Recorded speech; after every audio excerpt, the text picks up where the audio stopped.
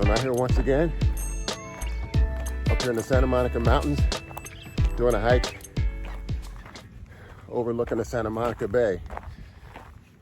I'm not sure the name of this trail. I've done this one a few times before, and it's very steep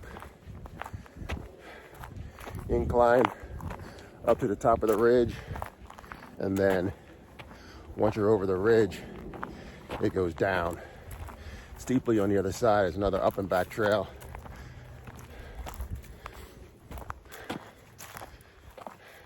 And literally every time I've been on this trail, it's been way too hot. I usually come in the fall or the summertime, and every time I kept telling myself, okay, you gotta do this hike in the wintertime. This trail is a wintertime hike. So here we are. What is this? The end of the last week of January 2024, and it's going up to 75 degrees today. It's still hot. So I guess I need to do this trail in the wintertime at 7 o'clock in the morning. Right now it's like 11 a.m. I prefer to get out here like 8 a.m., but I just don't seem to be able to do that.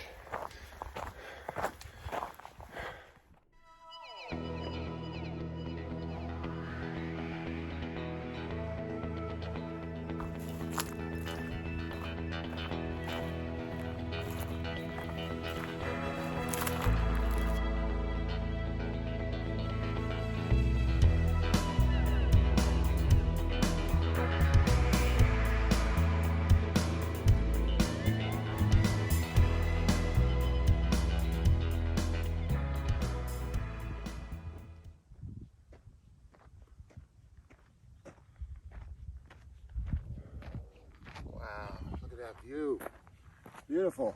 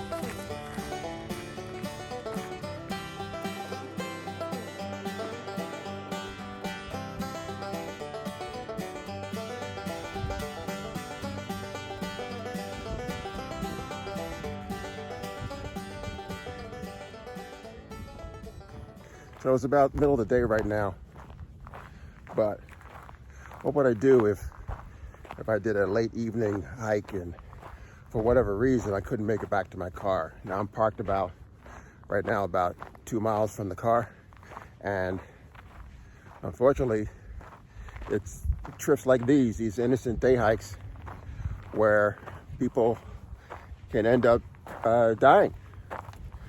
Doesn't happen often, but it happens, and they'll find them less than 2 miles from their car.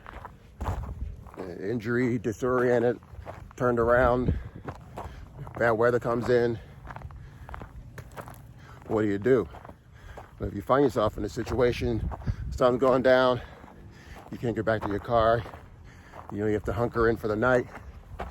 Most likely you're not going to be building a natural shelter out of sticks and whatnot. You're going to climb underneath some thick shrubbery. You're gonna find a nice cutout in some rocks.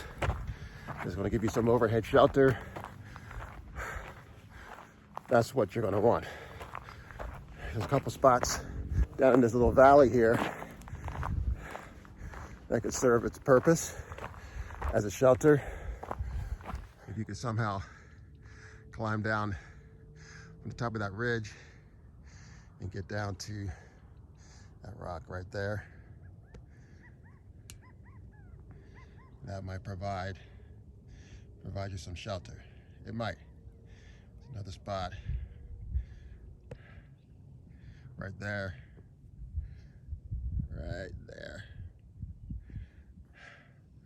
that could provide you some shelter for the night. You just hunker in and live to see another day. Hopefully you left some sort of game plan with a significant other, wife, father, daughter, son, whatever, friend, and let them know when you expect to be back. And if it's like hours after that, they may be able to send out a search party, or they can come looking for you themselves. A lot of times these trails is not good cell service, so your battery could crap out on you. So it becomes pretty important to tell someone where you're going, how long you're going to be out, and when they should expect you to return.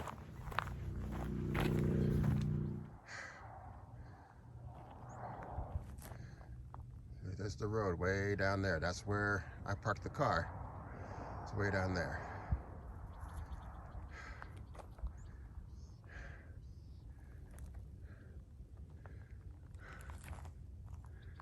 All right, now we're going up this hill. Let's go.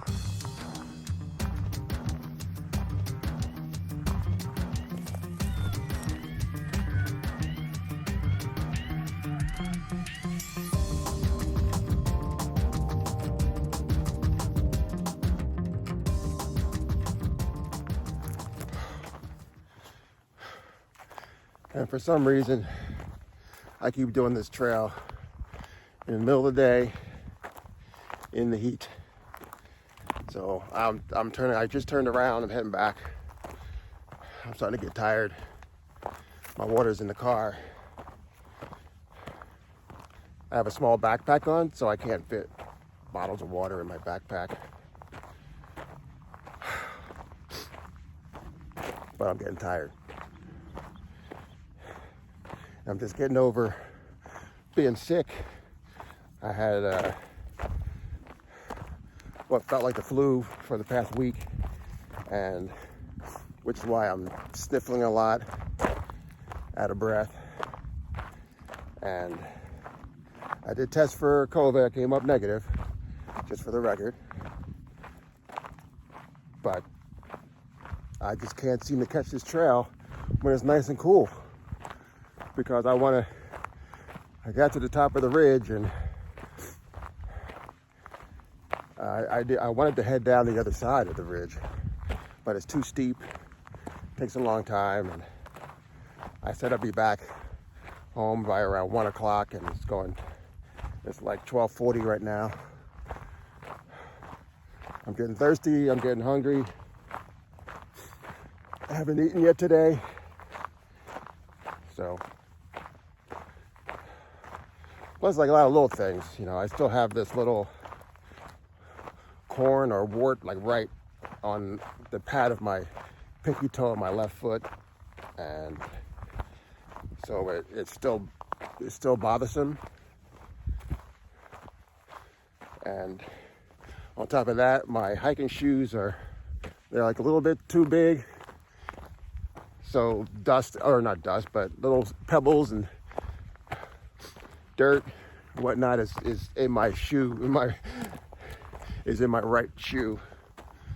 So that's aggravating as well. So there's those little things like that can really if you let it, take the joy out of nature, take the joy out of being out here on these hikes.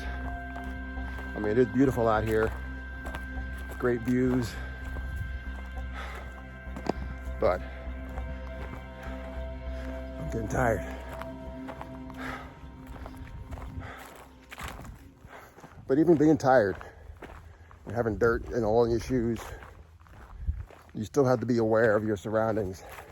You still have to be aware of little holes in the ground. Those little holes in the ground, critters made those holes.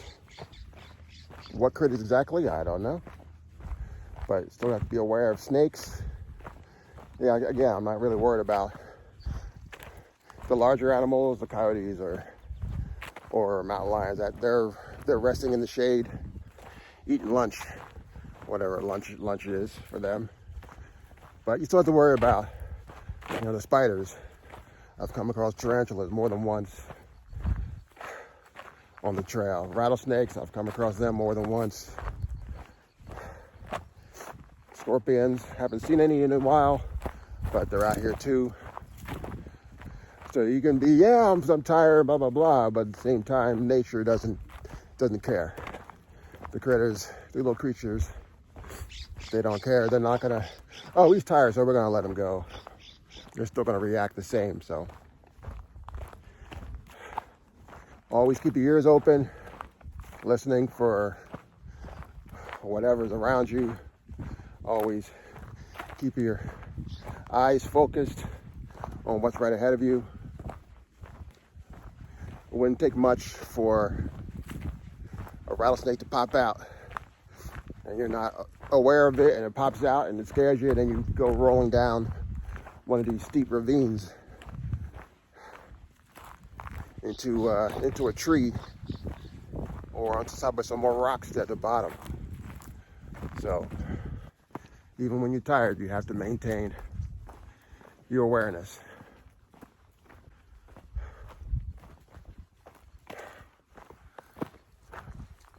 And now we're going downhill. Still a good mile and a half or so to the car, but I think I can afford to just take my time. There's a little bit of shade there ahead, so I might stop for a second. Rest. Of course, these shrubs are not very tall, so I get into the shade and my head's still sticking out in the sun.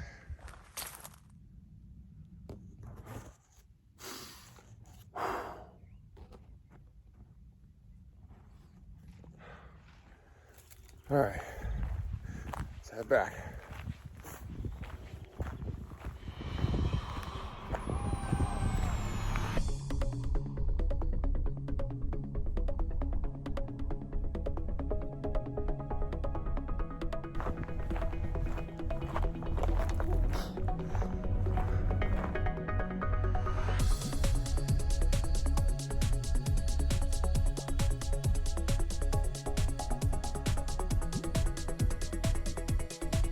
Here's the road.